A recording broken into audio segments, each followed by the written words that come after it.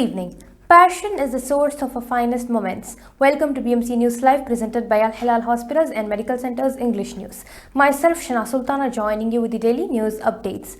Today's news in detail. Education Minister announced ministry begins preparations for orientation days. Dr. Muhammad bin Mubarak Juma, Minister of Education, announced that the ministry is moving forward with plans to hold orientation days for parents at all public schools on September 2nd and 3rd, following the directives of His Royal Highness Prince Salman bin Hamad Al Khalifa. The minister said that the orientation days will offer parents the opportunity to meet with school staff, receive important information about the new academic year, and collect a packet of useful resources including student profiles and vouchers to assist with the school supplies. NIHR participated in 97th session of Committee on Rights of Child. The National Institution for Human Rights NIHR, represented by Dr. Huria Abbas Al Dairi, member of the Board of Commissioners and Commissioner for Child Rights, participated in the 97th session of the Committee on the Rights of the Child (CRC) of the United Nations General Assembly (UNGA), which was held on August 27 to 28 at the Office of the Higher Commissioner for Human Rights.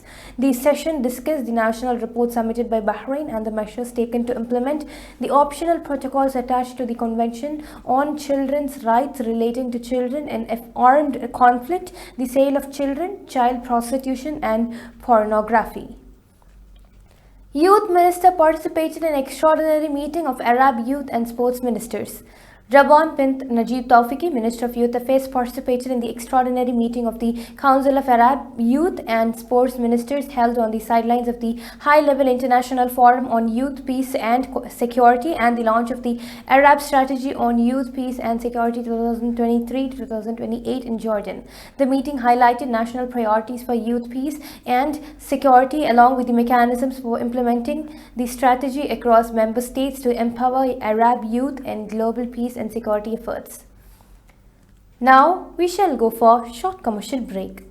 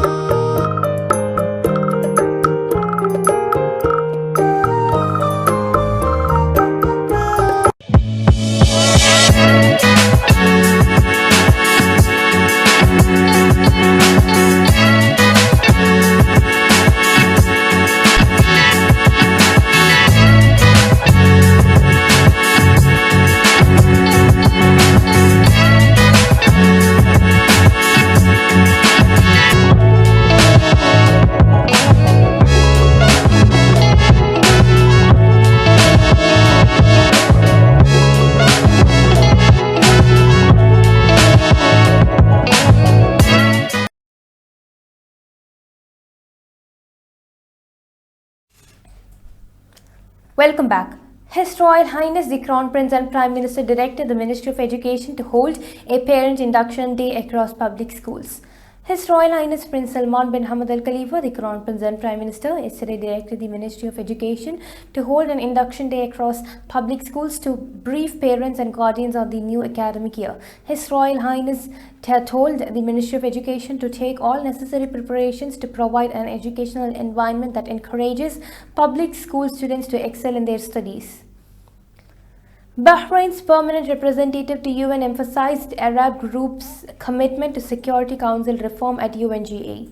Ambassador Jamal Fares Al Ruwayi, Bahrain's permanent representative to the United Nations UN in New York, coordinator of the Arab Group for Security Council Reform, delivered the Arab Group's statement during the National United Nations General Assembly (UNGA) meeting on the question of representation, increase in the membership of the Security Council and other matters related to the Council. At the conclusion of the intergovernmental negotiations on Security Council reform during the 78th session of the UNGA, Al-Ruwayi underscored the Arab Group's commitment to continuing discussions in the upcoming session and its active participation in achieving comprehensive reform of the Security Council.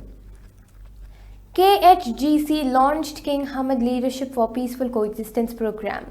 The King Hamad Global Center for Peaceful Coexistence (KHGC) has signed a memorandum of cooperation with Faith in Leadership Organization and the 1928 Institute affiliated with Oxford University to launch the King Hamad Leadership for Peaceful Coexistence program. Dr. Sheikh Abdullah bin Ahmed Al Khalifa, chairman of the KHGC Board of Trustees, hailed the vision of His Majesty the King for advancing global harmony and peaceful coexistence. Thousands evacuated as cyclone builds off India and Pakistan's coast.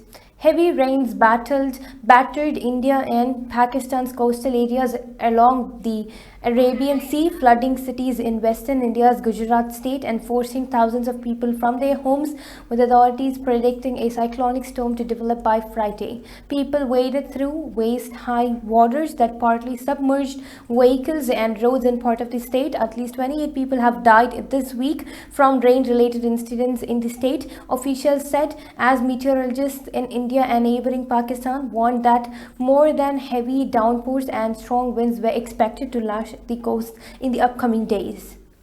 With this, we come to the end of today's news. Stay tuned for daily news updates in BMC News Live English at 7:30 p.m. Thank you so much for watching. Signing off by Shana Sultana. Good night.